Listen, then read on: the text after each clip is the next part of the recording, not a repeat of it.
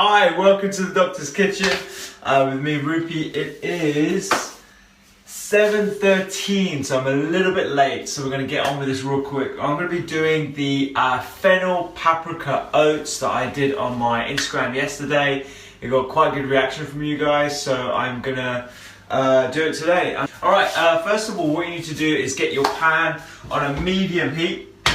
This is probably, out of 10, this is on a 6. You can do like a very light flame, just to get your pan nice and warm. And in this process, what we're going to do is we're going to start off with our fennel. Let me go through the quick ingredients real quick for you. We've got some fennel seeds, got some sunflower seeds, some pumpkin seeds, some whole rolled oats. We've also got some eggs, a little bit of butter, some extra virgin olive oil if you don't want to use butter, and some peas as well. I did use edamame in my actual post, but you can use different things. You can use runner beans that are cut up, you can use sugar snap, you can use peas as well. Any sort of like green sort of bean legume that's cooked is absolutely fine. Things like pew lentils or fava beans, something like that. Morning guys, how's it going? Okay, great. So let's get our fennel seeds on. We're going to go in with about a teaspoon of fennel seeds, probably about a teaspoon of fennel seeds.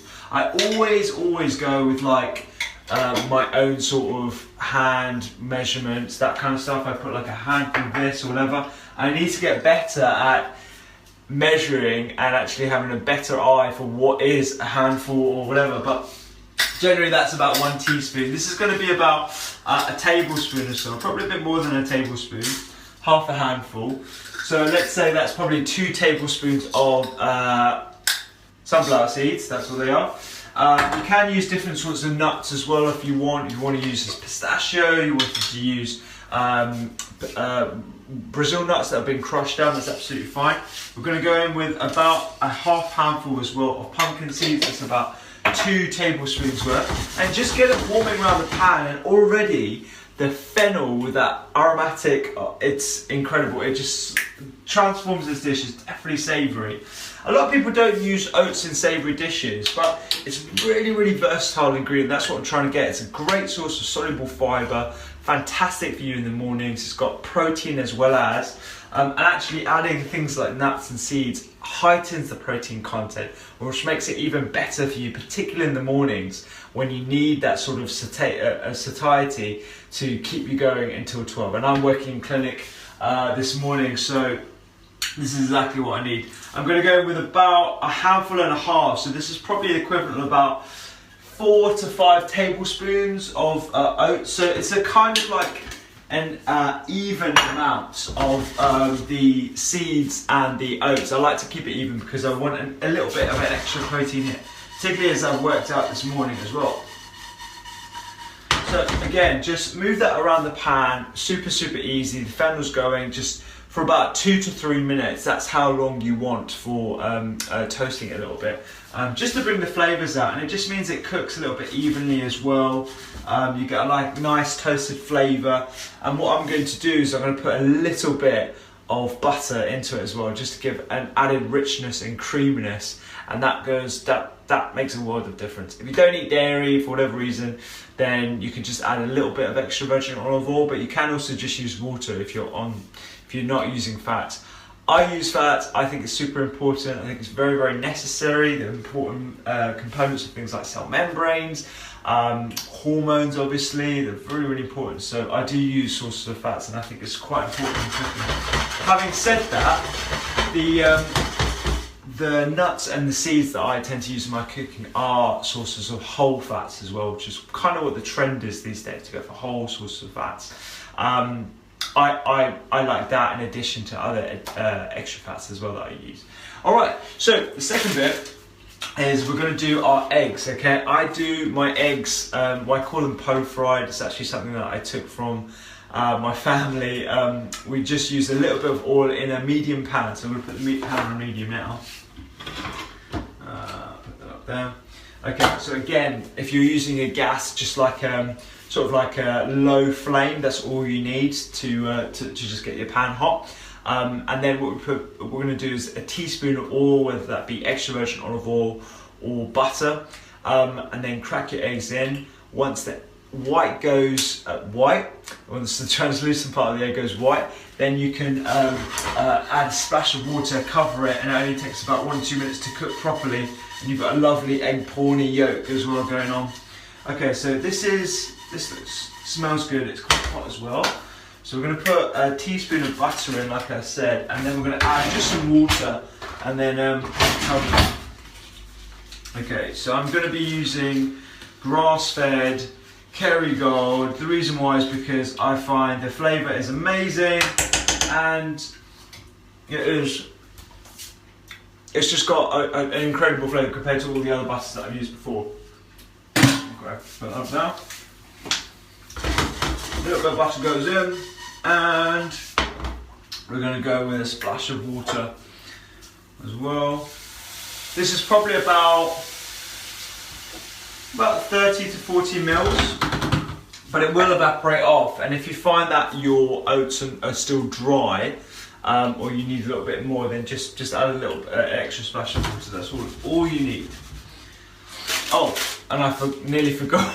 You need to put your peas in as well. So I'm just using some fresh and tender garden peas, whatever.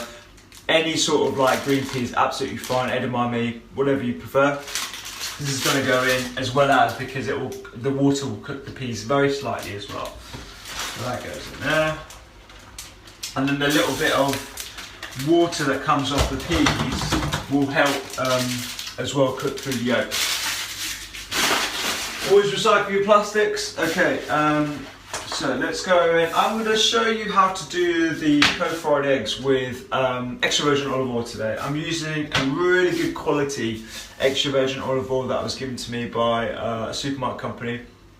I really like using extra virgin olive oil as my main source of fat. It's a staple of the Mediterranean diet, full of good omega-3 fatty acid ratios compared to omega-6. It's a cold pressed version. I find the flavour of an unrefined extra virgin olive oil is so much better. And a lot of people will say that, you know, if you cook it at a high heat temperature, you will destroy the chemical bonds, you'll ruin the oil. That is true to an extent. However, I'm going to be doing it at such a low heat, so low to medium heat. It shouldn't have that effect, and it won't cause rancidity or an inflammatory oil. So just going to go in with this. Yeah, that's a good temperature. It's about a teaspoon of oil going in here. And a good trick, let's go ahead. A good trick is to crack your eggs before, so you don't get any shells straight into your pan. And as this is live, I'm not going to be taking any chances, so I'm going to do just that. Get a bowl, it's here. And even though I eat a largely plant-based diet, I'm not 100% plant-based. I still have animal products. As you can tell, I've already had butter. I do eat red meat as well as all different types of meat, really. The only thing I don't eat is foie gras, because I don't think, even though it is an amazing ingredient, it's worth the obvious cruelty. But yeah, I probably have less than 10, probably 5 to 10% animal products in my diet overall on a weekly basis. Okay, so the eggs are going to go in here. So you can tell when I put the eggs in, it didn't splutter, and that's what a lot of people do. They put their eggs in and it splutters straight away, and it causes like quite a quick reaction. You're breaking those bonds really quickly in the proteins. You want it really nice and relaxed, and you'll see gently the eggs, I hope you can see this, gently the eggs will become white, and that's exactly what you want. Everything's gentle. In the morning, we're just getting started. So whilst this is all going on, I tend to put my my ingredients back to where I found them. This is here. Put my oats away. The other trick that I use as well is instead of like putting water in this or anything like that, I just bung it straight into the grill, and then it cooks it perfectly as well. It's great. It's a nice little trick. Okay, put these eggs away. How am I doing for time? It is 7:23, so this has been about 10 minutes. And, oh, good thing I checked it, because the water's pretty much all evaporated. Yeah, so you've got like a gooey texture. Oh, one thing I nearly forgot, the paprika. You've got like a sort of like really sort of texture, but that's exactly what you want. You want it to be nice and cooked through. Add the paprika as well. Come on.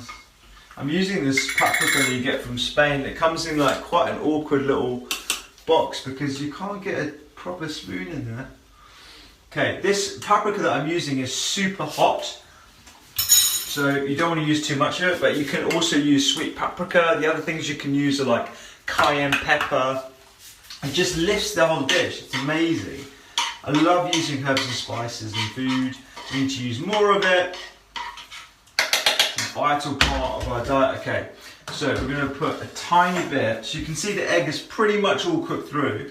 Tiny bit of water. This is probably about 10 to 20 mils. Goes around the outside, and then we're using this whole. And then we cover it for about 60 to 110 seconds, and that's all we need. We'll see it bubbling underneath, and if we shake it as well, it won't be stuck to the bottom of the pan. It's super important. And this one off as well. And whilst that's going on, I can start plating this up. Where is my butter? I'm going to use this gorgeous plate that I got from, this is from Izzy Hozek's mum actually, and she does amazing pottery. I still need to go to her warehouse and get some more because I need to get some more pink plates. Nothing wrong with pink. Okay, this goes here. The flavours of the fennel are incredible. It's one of my favourite seeds to use, because it just completely transforms the dish, and you can use it in with chili, you can use it with cinnamon, you can use it as part of spicing for Indian or Asian cuisines. It's just, yeah, it's absolutely wicked. Alright. I am exactly what we want. So, you'll see here, eggs, perfectly done. Look at that. You touch the yolk, it's nice and soft. It's off the pan, it's perfect, absolutely perfect. So we can take this off the heat, turn her off, and use a spatula here.